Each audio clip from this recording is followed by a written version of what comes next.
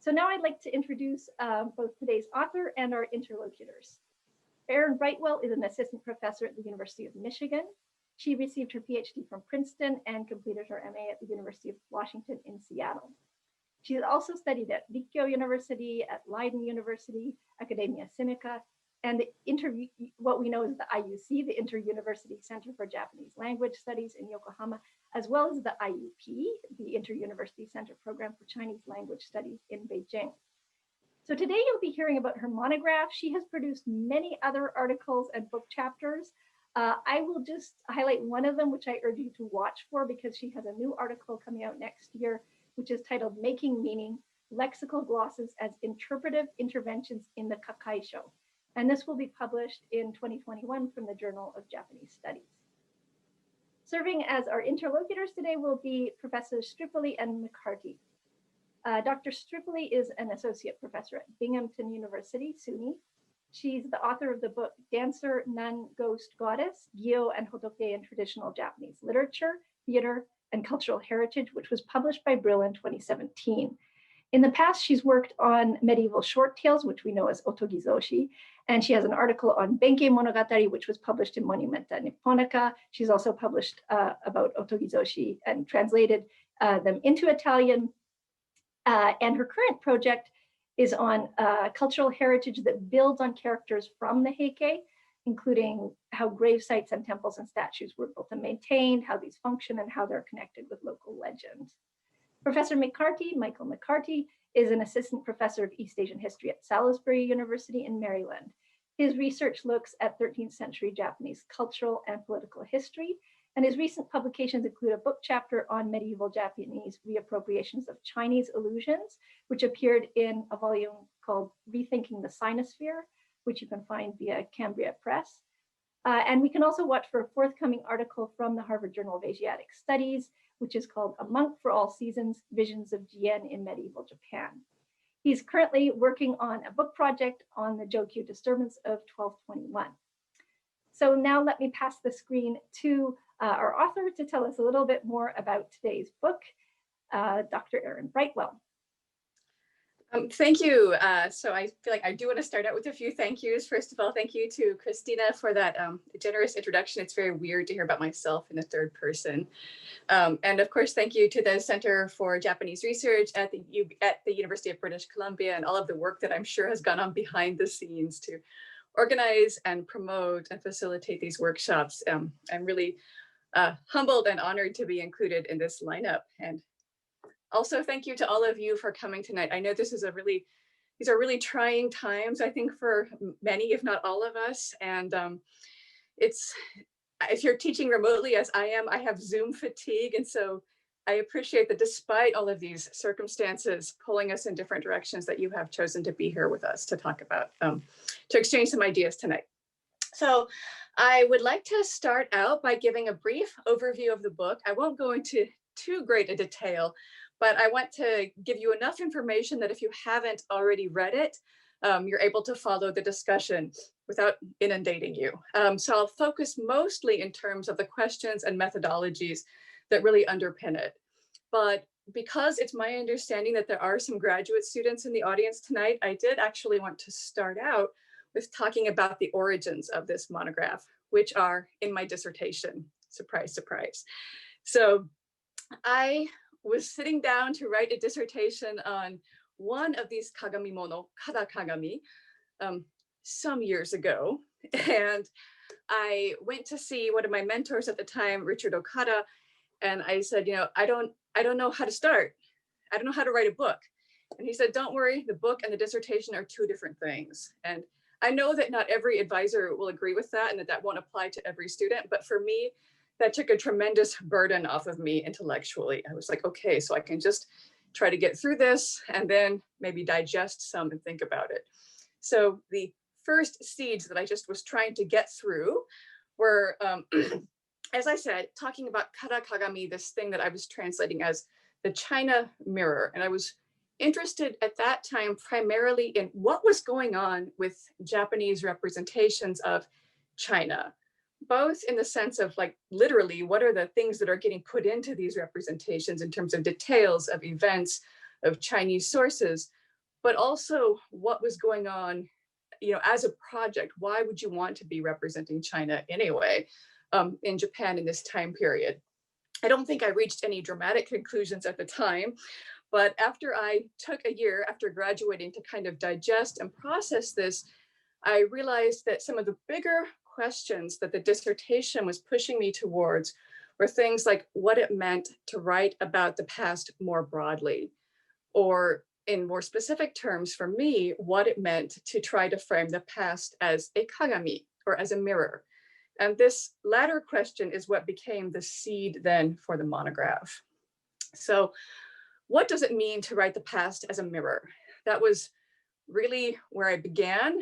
And then a sort of second question emerged as I was working through the materials, which was, why don't we talk about all of these mirrors together? Because as it turns out, there are 7 or 8 historiographic mirrors, depending on how you classify them. But there were really only 4 that were being talked about, certainly in Anglophone scholarship, but even there's that imbalance existed even in Japanese scholarship.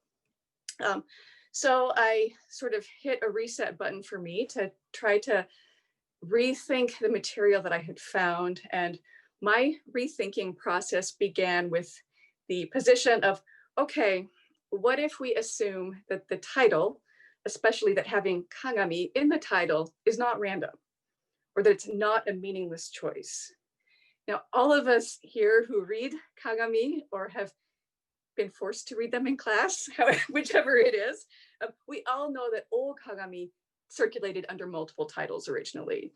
But gradually, we also know that this came to solidify or coalesce, coagulate, I don't know, I'm getting into kind of gross verbs here, under old kagami. And what's important for me then, in particular, when I think about an emerging thread of kagami mono, is that its successors all self-title. So even though old kagami has a somewhat contentious title starting out, the fact that the rest of them all self-title and then refer back to old kagami as old kagami suggests to me that we have well, it's not really emergent by then, it's an emerged way of engaging with these texts, kind of a mode of reception or a mode of reading that is tied in with being a kagami. Excuse me, I have to look over to my notes. On top of this, so as I mentioned, excuse me, most of the mirrors self-title. They usually do so in a preface or in an afterword. And then they also reference each other, as I also mentioned. There is some reference of other characters, particularly of Yotsugi, the narrator from Old Kagami, kind of comes back and haunts us through some of the later ones. I would suggest that this is creating sort of textual genealogies, to kind of steal a term from Takeshi Watanabe, that this is one of the things that is going on with this sort of continuous invoking of earlier kagami mono. They also form a contiguous representation of the Japanese past. So we have from the first emperor of the Age of Men, Emperor Jimmu, in the words of Mizukagami, up through, almost contemporary times in Masukagami. So this all suggested to me, at the risk of a little bit of repetition, a self-aware participation in a particular mode of reading and writing that I saw as being at the heart of kagami mono. So this is really what made me want to think of kagami mono as a genre. Despite knowing that genre is a loaded term from the Western European quote unquote tradition, I thought it was more powerful than just saying, here's a group of texts.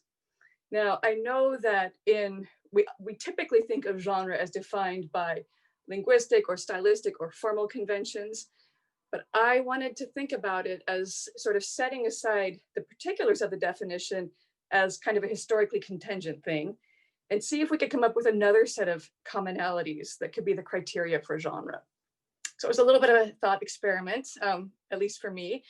I wanted to see if we could think about textual classification as defined by other kinds of shared things or other kinds of shared features. In the case of the kagami mono, then I took the definitive criteria to be a set of intellectual commitments that I thought that they all shared. So they all have a commitment to place as meaning bearing. They all have a commitment to linguistic register, or I'll use that shorthand, at least for now, as meaning bearing. They all have a commitment to cosmological principles, and they all have a commitment, I think, to narrative structure. So the way that they are actually organized is related to the kind of message that they're giving. So those are the four sort of, that's my sort of 4-part analytical framework that I try to read the Kagami-mono through. To just very briefly lay out for you how that works out. So the narrative setting, all of them have a narrative setting, I would say, even Azuma Kagami. They're not all explicitly stated, but they all have a geography that they're playing with, and they all have a center of the geography.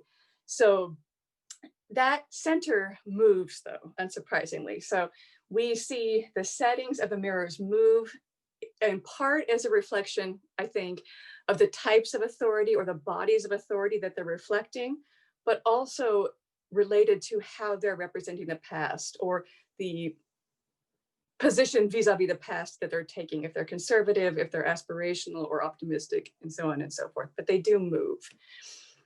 The linguistic style, so traditionally, of course, the Kagami-mono that get talked about are those that have been classified as Erekishi Monogatari.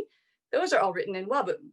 But as it turns out, when you have this more Catholic with a little c group of texts, then you have some that are written in Kanbun, some that are written in Wabun, and some that are written in a hybrid form. So the first two are indeed in Wabun, but then we see the second two actually in alternating forms of Kanbun and Wabun, or Kanbun flavor. I don't think it's a very technical term, but Kanbun flavor writing and Wabun back and forth. And then we have this split that I talk about. The Bakufu ones are in Kanbun, and the court-oriented ones are in Wabun. So it's a much more complicated, messy linguistic situation than the Erekishi Monogatari subset acknowledges. I think I have a little tiny bit more time. Cosmological principles, basically we are moving from concern with demonstrating karmic causation through dealing with Mappo, through later then kind of stepping back from Mappo, at least in the Bakufu-oriented mirrors, to talk about a cosmos that's still subject to divine or otherworldly forces, but not necessarily a narrative of decline. So that's sort of the trajectory, at least in part, of the cosmological principles. And I have now lost track of what time I started talking. So I will just talk a couple more minutes so it's either not too long or not too short. And then I try to put all of these things, as I talked about the mirrors, in a synchronic context. So it was a lot. It's exhausting for me to kind of talk about even. So I would imagine it's a little bit exhausting to read too. But that meant putting some of these mirrors in bigger conversations with concerns about the sinfulness of creative writing, and that being tied into the register of the mirror, of course, with ideas of China and what China was or wasn't, and then the changing socio-political realities that I think also inform the mirror productions. To just very briefly come back to question 2 that I talked about at some point, which is why we don't talk about all of these mirrors together, since they do all exist. It's not like I discovered a text that no one knew about. So they're all out there, they're all known, they're all typeset. They're not all punctuated very well, but they are all typeset. And I think that this is really a legacy of, late 19th century disciplinary concerns that we recognize as being out of date, but that still inform the kinds of texts that we have access to most easily, I think, or the kinds of texts that we tend to turn to. And I, of course, I'm including myself in this too, the sort of the first texts we think of. But when we look at these things together, the Kagami-mono, for instance, they give us a really clear illustration, I think, of how these narratives don't actually work that well. The idea that we go from classical Chinese to classical Japanese, or that we go from, classical Chinese writing to the vernacular tale to the war tale. These all kind of get messified, which I don't think is a real word, or upended when we start looking at the text that we actually have. And so I basically, to just sort of wrap things up, I was trying to think through, what happens if we don't think about Japanese literary and historiographic development in terms of these narratives that we sort of inherited from Western European traditions. And I think that, I hope I should say that this book gives one idea of what kind of things we might find. So I think that's enough for me. I'll take a breath now that I raced through that, and I will turn the floor over to my interlocutors. Yes, so I'd like to start here with the first question. Well, first of all, I would like also to show the book, which is a beautiful object here. And not only beautiful, but it also has footnotes as opposed to endnotes. And I think this is something that some of you, many of you, all of you will appreciate. Okay, so in your beautiful book, you examine many texts, about 15 of them. You just said they're all typeset, but some of which are really not commonly known, even by experts, I imagine, and certainly not by literature experts. And I myself, in fact, knew nothing of a number of them, and I hope that some of them will one day be translated into English and make it into the canon of the book, the literary and historical canon of the books that we teach in our survey classes in universities. So on the one hand, I want to make sure that the audience will appreciate the impressiveness of your work with these texts. And I will also like to ask, what is the text you like best? Is there something like you found most surprising, revealing, more beautiful, or whose code was more difficult to crack? Thank you. I can tell you, first of all, although you didn't ask, the text I liked the least by the end was Kara Kagami, so the one for my dissertation. So I was so tired of that by the end. But the one that I liked the most is actually Mizukagami. Every time I went back to it, there was something else. And, you know, it has this really long exposition on cosmological time, which is rewarding in and of itself, I think. But you know, we also have pretty early manuscripts from it, which makes it exciting because we can really see how the linguistic format is playing out. And if you set it next to Fusou Ryaki, they look like the form is identical. It's just the mechanics of it are different. But I also just really enjoyed, I think, the stories in Mizukagami the most. You know, and that was the text that had the most surprising, I think, intersections for me in terms of reading some of the secondary scholarship too. I have had a soft spot for En no Gyoja for a long time. So like seeing an En no Gyoja inspired figure even in it, I was like, oh yeah. So definitely Mizukagami. Yeah, thank you. What was the one that was the most intriguing for you? Am I allowed to ask questions back? I don't know. We're in charge, so sure, we can. Okay. Yeah. Well, to me, it was learning more about Azuma Kagami. That was the thing that was the most thrilling for me, but like so many that I never heard of, and I had to go back and reread what you write about them. So it's really a lot for someone who especially is not specifically in this field. And for me, it was just seeing all of the text brought in together. That was the fun part, was canonical and non-canonical things being kind of jammed up together in interesting ways. That was the best for me. Was there anything else, Roberta, from your first question, or am I free for my question? Okay, so my question, Yes. I'm going to go for low-hanging fruit, and I'm going to ask about Azuma Kagami, the Mirror of the East, which you even admit in the book is a bit of an oddball, and has often been seen outside of the canon of the Kagami Mono. As a historian, this is even more kind of shocking for me because we're so used to seeing it as a historical source that, to be fair, many historians have seen as less literary than they should have. And it's taken a lot of scholarship for us to be like, you know, we really should be more careful with the Mirror of the East and not just assume that it's telling us direct history. We should interpret it in a literary way, but you kind of take that to a really new level, which was really, really interesting for me, and was really kind of mind-jostling in a good way to think about.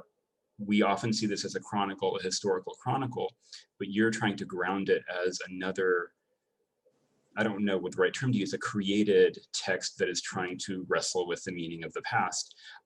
But by your own definition, it is true that Mirror of the East doesn't quite fit fully with how you kind of define this genre. There's no direct place that's mentioned as grounding, although we know that Kamakura is kind of the center of the action. There are no narrators or kind of prominent writers from the past that are being name-checked to be fit into a literary vein. You say that there's no unified cosmology. There's different cosmological elements, and the kami and the Buddhas are important, but there's not a kind of clear trajectory or a kind of cohesive cosmology that makes sense throughout the whole work. And of course, as a historian, one thing that I think about is that this is a text that is likely to have multiple authors and is definitive to have been compiled from other sources as well, and not just a kind of singular creation. So how far would you allow the Mirror of the East to go before you say, well, maybe it doesn't fit?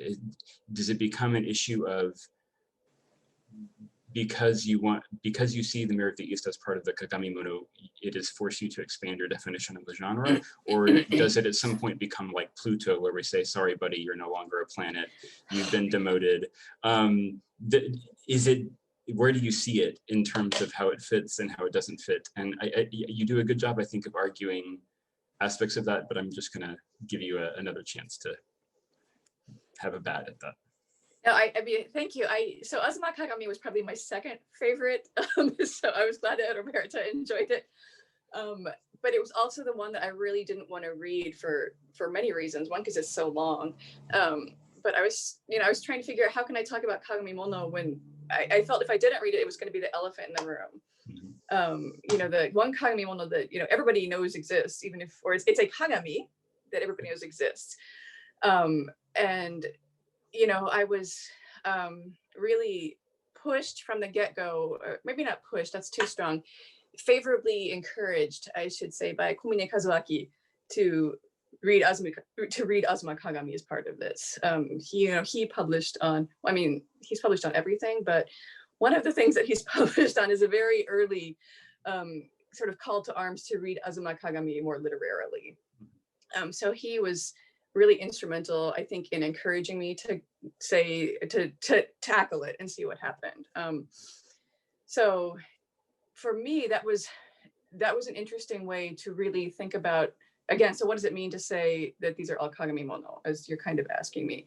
I think that the geography of Azuma Kagami is so clear. I mean, it is so clearly centered almost exclusively around Tsurugaoka Hachimangu that it's almost yuma de monai. And I talk about some of the reasons in the book why I think there are things to be gained from not specifying it, the location in the text. And I would say, the Dori too, the Dori they are more flexible. They're not the same as the old one, but there still is a cosmological logic. So again, that for me was a consistency. And the idea that I think the linguistic register has a very, and I'm not certain, not the first person to say this, but the fact that it's written in hentai kanbun or something that is reminiscent of kanbun has a very strong performative function. So for me, a lot of the elements of the Kagami were there. I was not so bothered by the fact that it is a compilation of earlier texts, again, because I was thinking of Kagami as in some ways as a mode of reception, right? Or as a mode of reading. And if we could go down that route and say, well, many of these are compilations of earlier texts, right? Like Kara Kagami is also, most of the material comes from actually there are arguments about that, but the material comes from the Orthodox histories, the material comes from the, I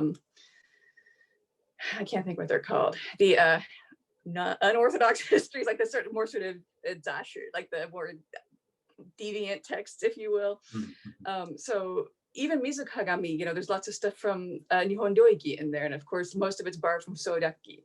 which also has Nihon Ryoiki. So I'm not so concerned about the fact that it's not a single author, I suppose, text. I was nonetheless, I did have some misgivings about it. And so my other favorite text, because I felt like it was getting me out of this hole a little bit, or it was kind of validating me, was Shinmeikyo, or Shinmei Kagami. Like once I had the Mirror of the Gods, then I thought, wow, like this is, regardless of what any of these one text was perhaps intended at the moment of stapling together, I guess in the case of Azuma Kagami, like this speaks, I think, to a way of reading or a way of processing that kind of spans or transcends any single book, if that kind of, book's not a good, you know what I mean, work. Like a set of scrolls, I don't know. Like, Yes. if that kind of makes sense. Yes. Thanks. But thank you, yeah. It was tough though. I really didn't want to read it at first, that's true. Can imagine. I have another question, which is, I mean, this falls outside of the scope of the book, but I thought that some people might be wondering if you could elaborate a little bit on the debt that the Japanese Kagami genre, in its extreme variety, owes to the history book coming from China. Thank you. That is a little bit bit. outside of my, that's a little bit outside of my ken. I have to admit, there's a lot published on this in Japanese on, you know, the debt, like to the shiji, you know, like the shiki, you know, like the idea of the history as a biography, right? You know, I think that there's also a lot that we've inherited in how we read histories. So the idea, there's a lot of early scholarship on like old Kagami about praise and blame. You know, is there praise, is there blame? And to me, that speaks to the readings of the Chuncho, of the spring and autumn annals. So in some ways I see it play out in the reception more, but I have to be really honest, I did not go down that rabbit hole for a whole bunch of reasons. But yeah, I mean, that this is another series of books. Yes, I hope that someone else will take up that question and write on that, who's not me. But yeah, thank you. It's definitely, it's sitting there begging to be, I think, delved into. And yeah, I should be clear. Yamada Naoko has written about this some in Japanese, and she has gone into more detail about the legacies that the Kagami Mono owe to Chinese precedents and the way of viewing the world as a history, or the way that, the relationship between worldview and history have in China. So there is Japanese scholarship on it. Sorry, I should have mentioned her first. Thank you. Thank you. Okay, I'm going to move to my next question, which is more about cosmology and specifically the idea of Mappo, because you definitely wrestle with that in the book, and you definitely have a clear eye to how cosmology is being understood in each of the texts, and how the texts are in some ways using cosmology to make sense of the past. But you also are charting some differences in how Mappo is, how cosmology and then Mappo itself is being either turned to or avoided over the course of the development of the genre. And one way to think about the many questions that I have in my head, I'll just try to pick one that's going to get at the most productive way to ask you about it is, do you see the changes that take place over the course of the genre from the narrative of decline, the Mappo idea, things have declined, the kind of nostalgic form of cosmology then becoming more of this slightly optimistic or decline-free vision of the past, that specific instances have cosmological resonance and cause and effect is still happening, but there's not a general arch of decline. Do you see that change as a change in broader kind of culture or thought, the way that people like, say, Mikhail Mara has talked about the conquest of Mappo, that later Muramachi writers destroyed the idea of Mappo because they were looking in a different way? Or do you think that each of the usages of these cosmologies are more specific to the texts that you're looking at, and you're not willing to make a kind of broader argument about, however we would say this, Japanese thought, medieval thought changing over time? whether you're not comfortable with saying that. I think that the short answer is I'm not comfortable just due to the limitations of my own reading. So, you know, as you have pointed out to me elsewhere, you know, I'm very committed to reading text in context, but then I also have the limitations of my own sort of synchronic awareness for any of these texts. I guess that was a sort of casualty of having a longer time span than I had initially thought I was going to be covering. So I don't really think I can make a clear case. One thing that was interesting for me is, you know, I was talking about some of the other scholarship on the 14th century. I think specifically Tom Conlon's work talking about this is a time where people are thinking that this is, you know, there are things in charge, or that, you know, everything is, I don't want to misquote, and since I haven't read my own book in like 6 months, but, you know, he's saying that, you know, the world, if I remember correctly, that the world is subject to larger cosmological forces. And I think that, you know, at least the Mirror of the East and Shimeikyo are very much in keeping with that. But, you know, to what extent, I can't make a broader claim about, you know, Mappo is over, like, you know, 90,500 years earlier, whatever it would be. You know? But, you know, but I think one thing that I did find interesting, which might be buried in a footnote, it's a bad habit of mine, was, you know, like the terms for Mappo disappeared from Azuma Kagami basically right after the Hojo consolidated power. So I was like, oh, well, I guess we're done with the end of the world because the Hojo are in charge now. So everything's better. But yeah, I can't really speak to a broader context. I don't think I have the knowledge base to do that, unfortunately. But dozo. Someone will take up that question. Yeah, someone. I feel like you guys are raising great questions for someone else to write about. But thank you. So I have another question from myself, which concerns women. In the Tale of the Heike, in particular in the Kakuichi variant, we see Kenremoin, which everybody in this audience knows is the last Heike survivor, the mother of the child emperor Antoku. We see her being given the task to pray for the dead, remember the past, and make sense of it. Can we also, to a certain extent, look at the women narrators in Kagami Mono as women who witness history, survive to keep the memory of it, tell others, and are left to find the principle that regulates history? Wow. You know, I don't know. It's interesting because I have been so focused. I shouldn't say this as a woman writer myself, but I've been so focused on establishing that men were reading these because, you know, even though they're written in the vernacular, because we know that the authors are men and they're all referencing each other. But I think your question certainly is a possibility, and it would, if to do this really productively, I would have to, I feel like I would have to bring Takeshi Watanabe's book, his new book, Flowering Tales, into the conversation, because I think he's very much interested in sort of the keeping of the, in that sort of cathartic experience, but also the writing of things through the reading of history, through a female authored text.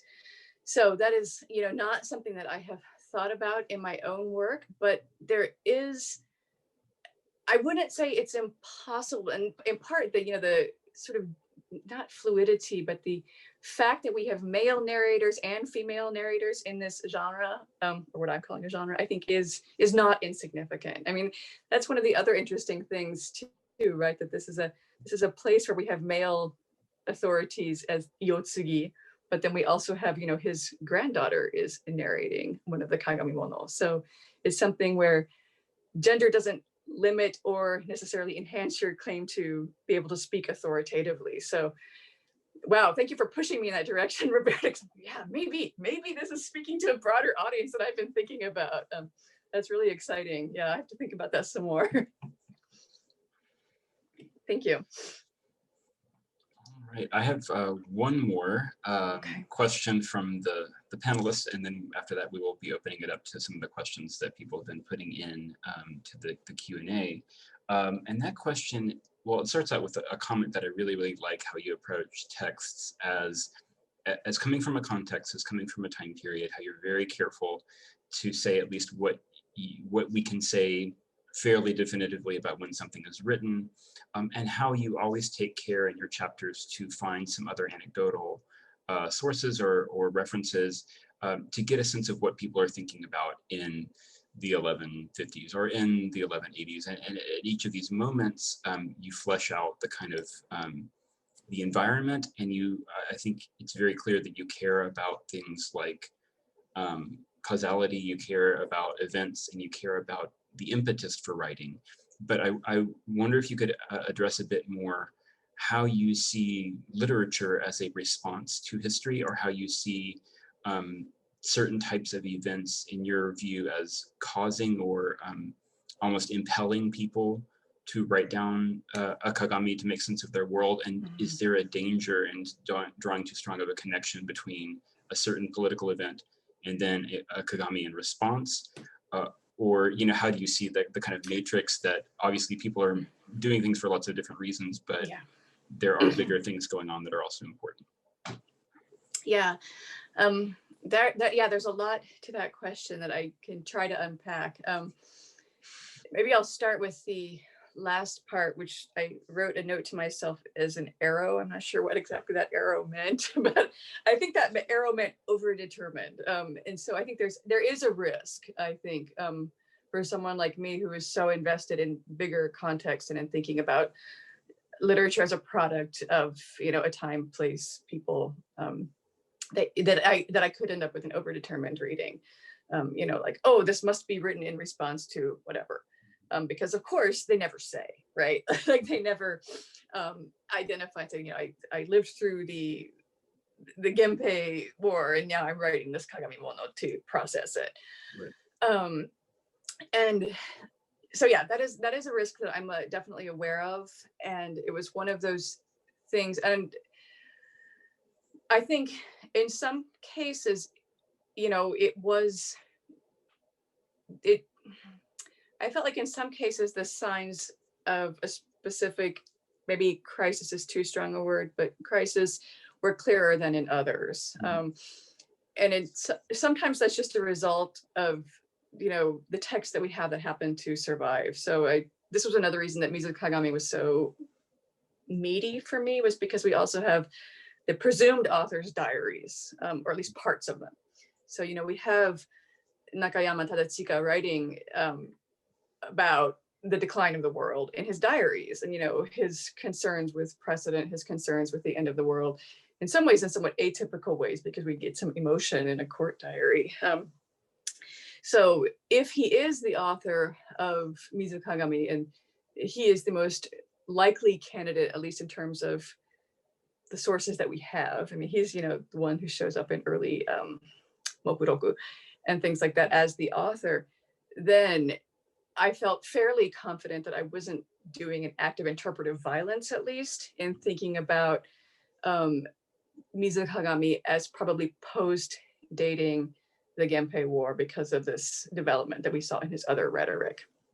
You know, something like Old Kagami was much less clear, and I tried to be upfront about that too in dealing with context. You know, so that was harder. I think this is in part, it's just my own way of, it's sort of what I think, and again, this is completely idiosyncratic, but this is sort of what I think is interesting about literature, right? Is what it can tell us about how people process the human experience.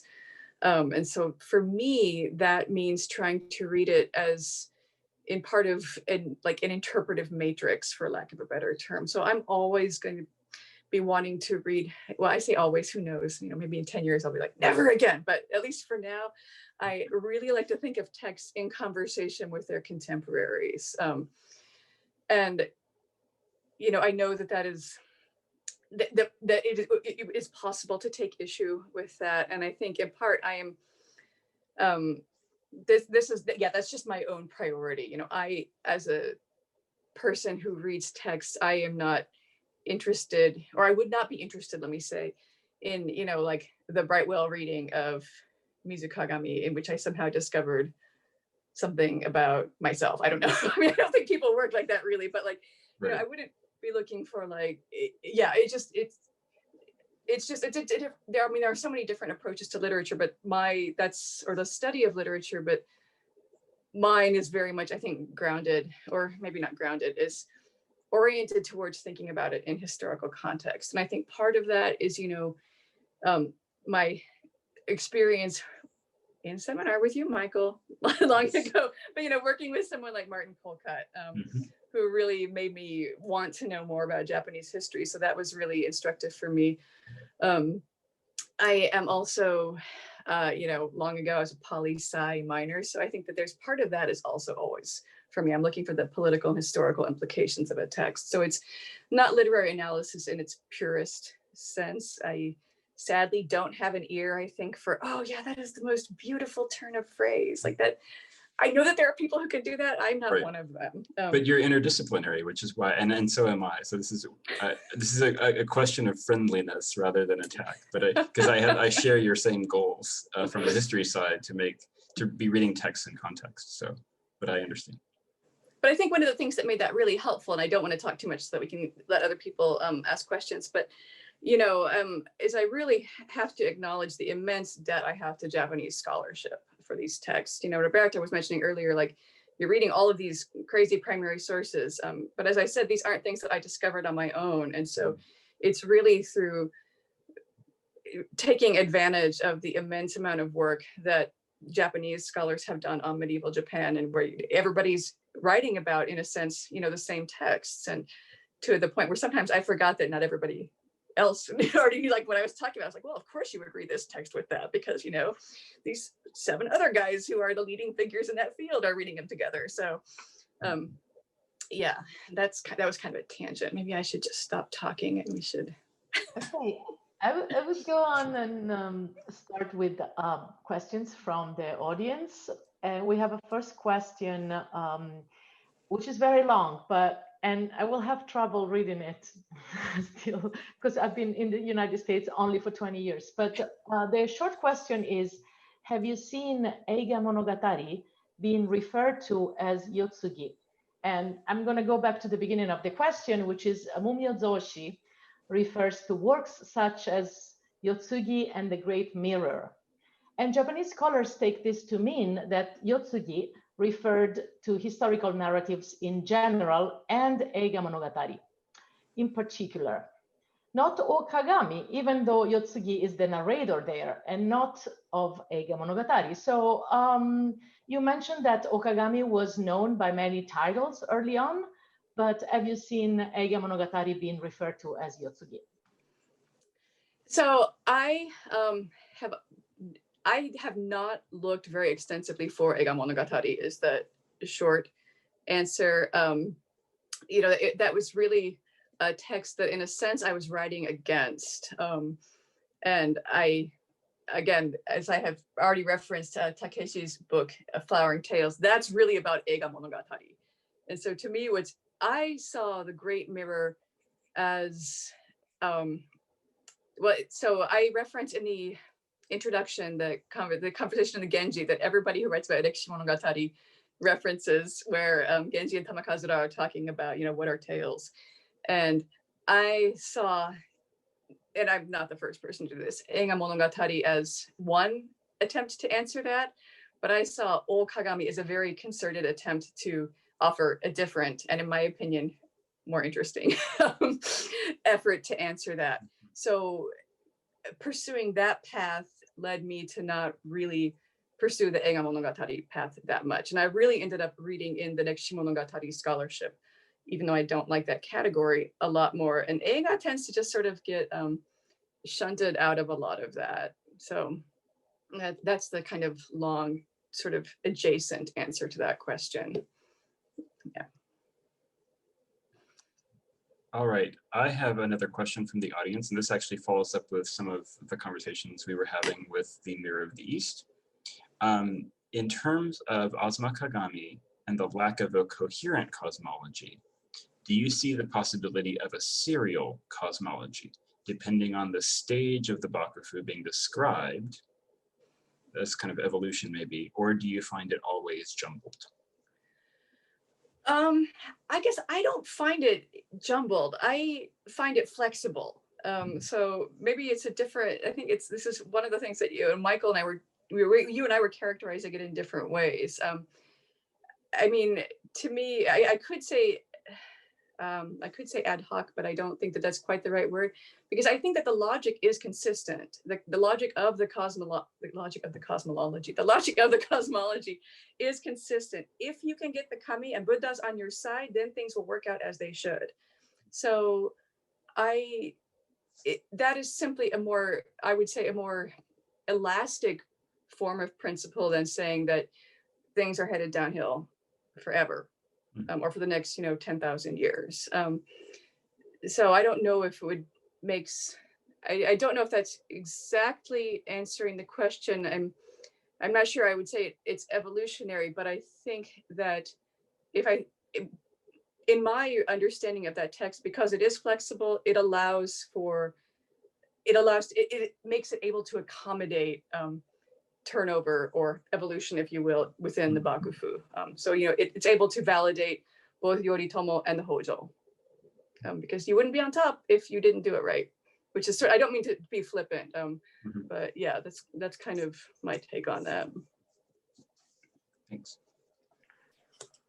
One more question a few more questions from the audience. This question is about Kagami as compilations of earlier texts, and your approach of reading them as a mode of reception or a way of speaking and processes previous information, a genre. Do the Kagami refer to the sources from which they are drawing information?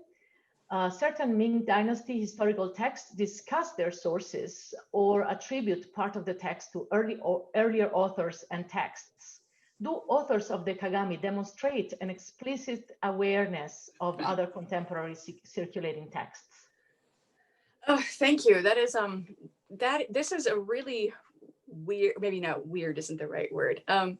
They, by and large, there's an important exception that I'll get to. They, by and large, do not talk about the text they're borrowing from directly.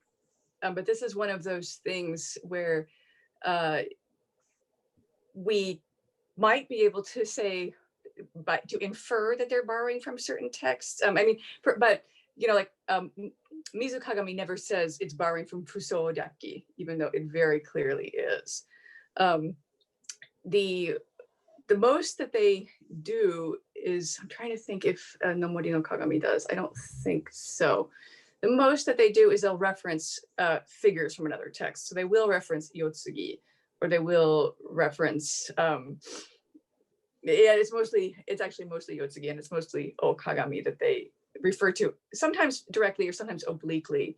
The one really interesting exception to me, and this was another reason I was so excited to quote unquote find, it was new to me, text was Shinmeikyo, the Mirror of the Gods, or Shinmei Kagami.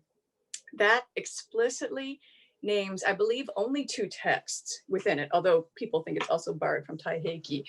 And those are, one is an Engi, which I don't remember because it's only mentioned once, and the other is Mizu Kagami, which it cites 3 times. So to me, that was really fascinating, because then you could see that even a quote unquote Kambun Kagami is borrowing from a Wabun Kagami, and it's citing it. So you can have a Wabun history be an authoritative text in some capacity that you wouldn't be embarrassed to be borrowing from. But they're not really acknowledging texts outside of their realm, which is really interesting and weird. Because, if we think about it, as a display of knowledge, of, wide reading, that doesn't seem to be part of what's going on, at least not in a direct way. I have another question from the audience. This is about the dust jacket of your book. It says the dust jacket of your book is very striking. On the back inside flap, you identify the image as one by Utagawa Yoshitora, 1845, and you write that, quote, reimagining the Genpei War is a touchstone for many of the mirrors. Yoshitora's piece offers a visual analog to such a process. Can you talk more about Yoshitora's print and how it offers that visual analog? Well, I think because it is dramatizing, and this, you may not be able to see it on the inside flap. I'm looking up because it's on my wall. It's dramatizing Yoshitsune's descent at Ichi-no-Tani. And so this is what we're seeing reimagined in, you know, the 19th century, causing chaos. So the upper, sorry, I feel like I'm cheating, but the upper right-hand part of the panel, which is the inside front flap of the book, is that descent. And then you just see the kind of havoc spreading across the back of the page. And so because since the Kagami-mono, at least the later ones, seem to turn back to the Genpei War, or even Mizu Kagami, I think, is writing, thank you, is writing it out of the picture.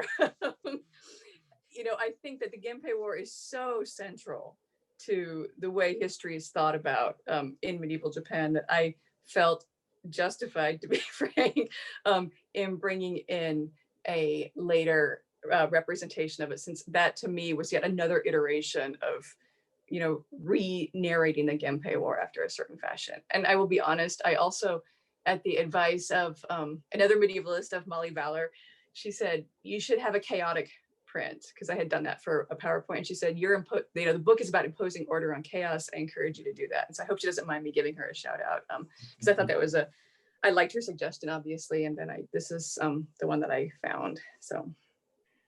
Just to interrupt for a second, I really like the way that Toromo Mori is being dressed, I guess, for battle. It really looks like he's being dressed for a no performance. I know, and he's on a stage, right? So it's like, or he's on something that could pass for a stage. So it's this really kind of meta commentary. Yeah.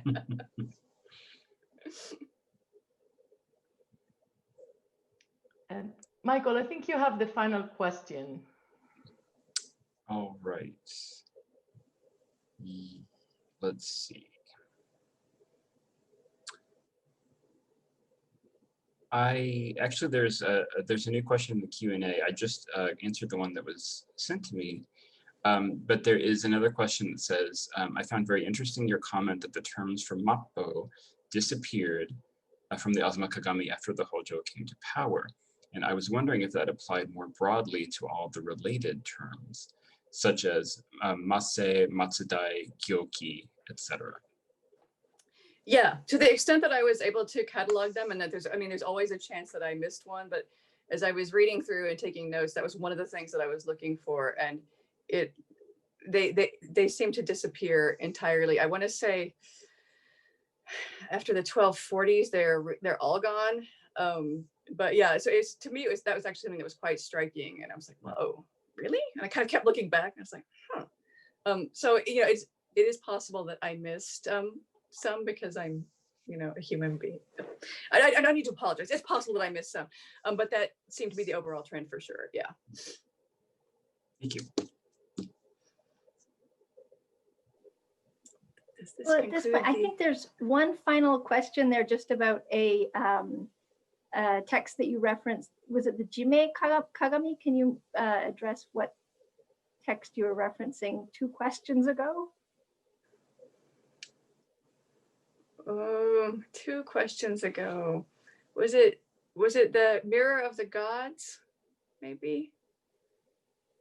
I feel like I have 7 mirrors I could be choosing from. I think so. Yeah, I think so. So it was probably Shinmei Kyo or Shinmei Kagami. I found both readings for the name. But yeah, that's the final one that sort of breaks off. I want to say around 1434. It's the very last of the Kagami, and it just seems to not be done. And then we just have a list of dates afterwards that I believe are copied, or when it was copied. Yeah. Great. Well, thank you. And I think on that note, we'd like to wrap up and invite everybody over to the Nijikai if there's no more pressing questions. So I just want to take this opportunity to thank everybody, first of all, for joining us, and to remind you that you can order this book from Harvard University Asia Center, should you so desire. Takeshi Watanabe's book, Flowering Tales, Women Exercising History in Heian Japan, is also offered from the Harvard University Asia Center, and we'll be offering a launch of it and a discussion in February of 2021. Next month, on November 20th at 6 p.m., the same time for us, Pacific time, we will be discussing Dr. Takashi Miura's Agents of World Renewal, The Rise of Yonaoshi Gods in Japan. And that will be in conversation with Dr. Gideon Fujiwara and Dr. Jennifer Weisenfeld. His book was published last August, and it's just been republished in paperback this month.